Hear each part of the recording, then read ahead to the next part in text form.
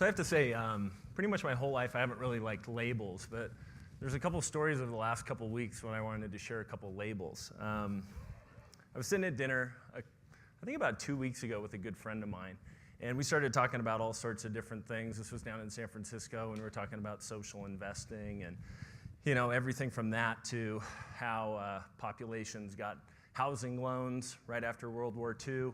And she turned to me and she said, I got to stop you right now. I've known you for a little while, but I have to say, you are a geek. And I said, yeah, that's probably pretty true, and it's a badge that sometimes I wear quite proudly. So that was one label that was given to me in the last couple weeks. And then the other label came when I was with some family members recently, and I was wearing this coat. We walked into a restaurant, and I've had a couple compliments on this coat. And so this woman said, oh, your coat. And I thought, oh, she's going to say something quite nice about this coat that I really like and wear all the time. And she says, you look like a spaceman. And I didn't know what to say at that point. So kind of going with that, those two labels, what I wanted to share with you a little today was what I guess this geeky spaceman or spacey geek man, whichever you think's better, thinks about most of the time. And in order to start that off, I want to take you really quickly to Beijing. A couple years ago, a good friend of mine, Kurt Brown, who some of you actually may know, he lives here in the area. Kurt and I had gotten done with a really long day of meetings. We're really hungry. It was one of those things where I think a lot of folks, when they're expats, now, hey, I don't want to figure out what's on the menu, so I'm going to McDonald's.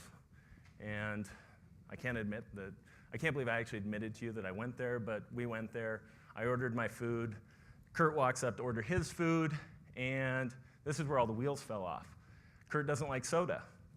So he asked the woman working behind the counter at this Beijing McDonald's, he says, I don't want soda, I want an orange juice. And the great thing about McDonald's is they give you orange juice, they don't charge you anything different. But he says, hey, but I want ice in my orange juice. And the woman looks at him and says, no. And he says, no, really, I want ice in my orange juice. And she says, no, ice does not go into orange juice. And you would think that would be the end of it, and maybe she'd put it in there for him. Well, the manager said, no, sir, ice does not go in orange juice. So he couldn't get ice in his orange juice, even though he really wanted it.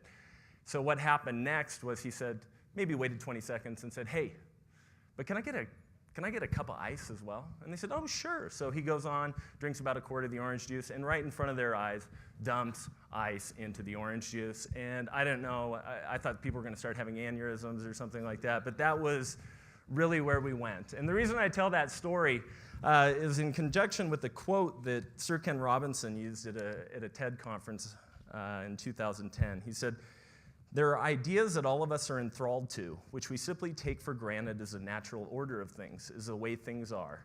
And many of our ideas have been formed not to meet the circumstances of this century, but to cope with the circumstances of previous centuries. But our minds are still hypnotized by them, and we have to disenthrall ourselves of some of them. Now, doing this is easier said than done. It's very hard to know what it is you take for granted, and the reason is you take it for granted. So in the work that we do all the time, we start looking at systems, a lot of times economic systems. And some of these things have to do with age-old systems such as fishing, agriculture, or we think they're age-old systems, but they've really developed in the last couple hundred years.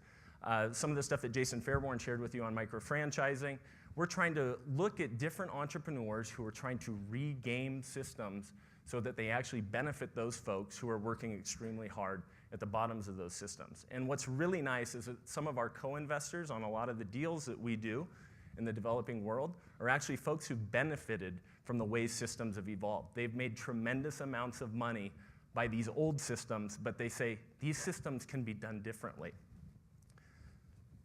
This is fishing in Indonesia. One of the entrepreneurs that we've had a great chance of working with over the last year is a guy named Jerry Connect. And Jerry has started a company called Bali Seafood. And to tell you about this fisherman really quickly, most of us sit back and say, hey, these guys probably go out with nets and they catch these things and then they pull them in. But what I was amazed was when I went to Bali is that these guys actually stand on boats, they throw out a fishing line with a single hook on it, and they start pulling it in. And you're probably thinking they're doing it with a reel. No, they're doing it with their bare hands. These guys are pulling in with their bare hands, not with gloves on their hands. This guy happens to have gloves, but most of them don't, is pulling in really high gauge fishing line and then pulling in these 80 to 100 kilo tuna into their boats. And these folks don't make very much money.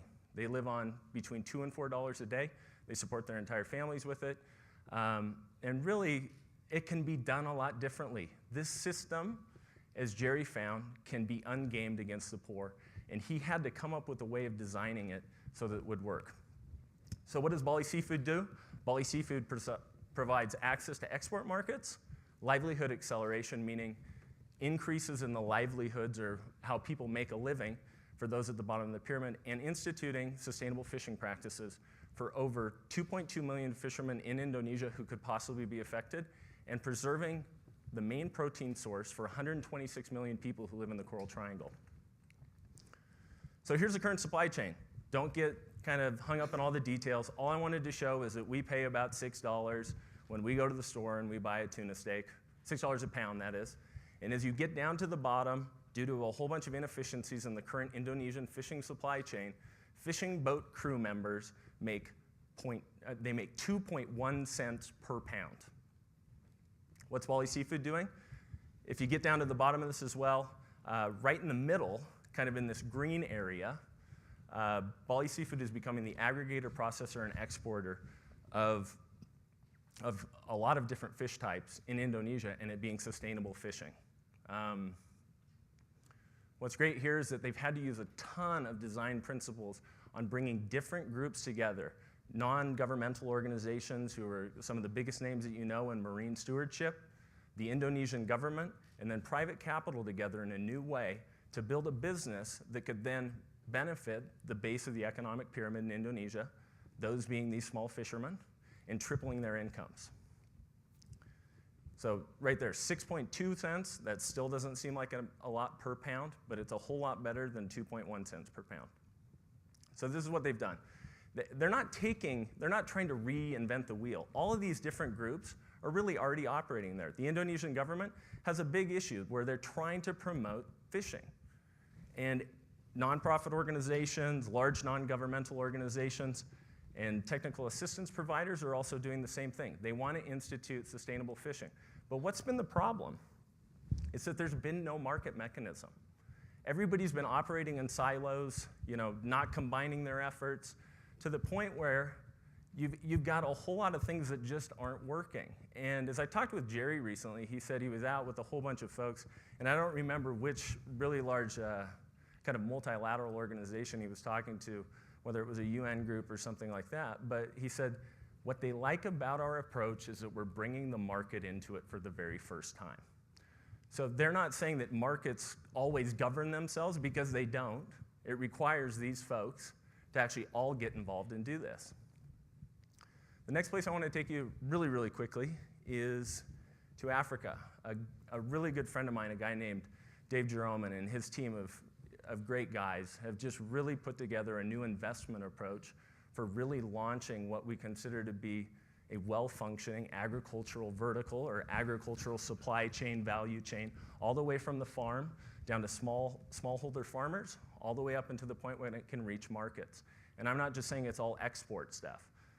They're selling a lot of this stuff and will be selling a lot of this stuff into domestic markets. If you were to look at Ghana, where Dave does a lot of his work, I think it's somewhere in the neighborhood of 16 million tons of rice they import into Ghana each year, and they have some of the most productive and underutilized land in the country, on the continent and maybe in the entire world, and there's a lot that can be done to fix this problem.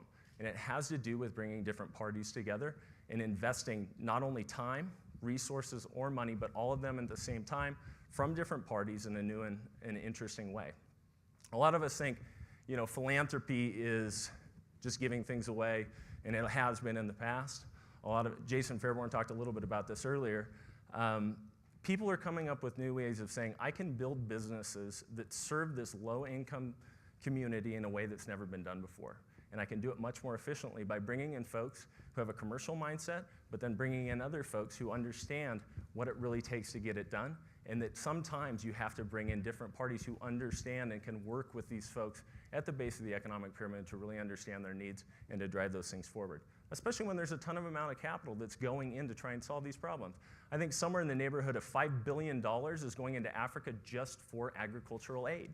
And here we are, we're saying, you know, this is what a good agricultural vertical will look like, or an agricultural supply chain or value chain, is that from the farmer all the way up to the table, you're able to actually have these different businesses and organizations that are working to maximize yields of farmers, giving them the best seeds, giving them the best fertilizers, teaching them the best methods, when to plant, collecting, transporting, processing. A lot of value is normally lost if there's no processing in country, and so you're just exporting raw materials, and the poor actually, it's another type of a poverty penalty. Warehousing, distributors, and then buyers and sellers into end markets. This is how it normally works. This is what we're used to in the US, and it took a really long time to get to it. I mean, we had things very early on in US history when it came to agriculture, such as crop insurance and things like that, that Africa just doesn't have in place yet. So this is really what it looks like in a lot of places in Africa. You have, if you were to look at region 1, you've got some folks doing, you know, some collecting and transporting, buying and selling, ineffective aggregators who were charging a lot to the folks at the base of the pyramid, or when I say charging a lot, I mean they're not paying them hardly anything for their goods, and then they're processing it and selling it off. Or on the other side, you've got folks like some amazing groups who are going in, putting a lot of money into teaching farmers how to farm better, how to use the right types of materials, how to use the right types of seeds. But the problem is that, hey, I've grown all this great stuff, but who do I sell it to? There's only so much that can be absorbed by a local community, and then you're just selling it for pennies on the dollar because it's gonna rot before you can get rid of it and all of that. So what Dave has come up with is a way of saying, hey, let's build these verticals. Let's get them functioning. We'll call it vertical coordination. We'll work with NGOs, meaning non-governmental organizations, some of these great technical assistance providers who are on the ground already working with farmers and doing that hard work. And I'll bring some investors to the table and we'll start these companies and we'll really get the vertical going.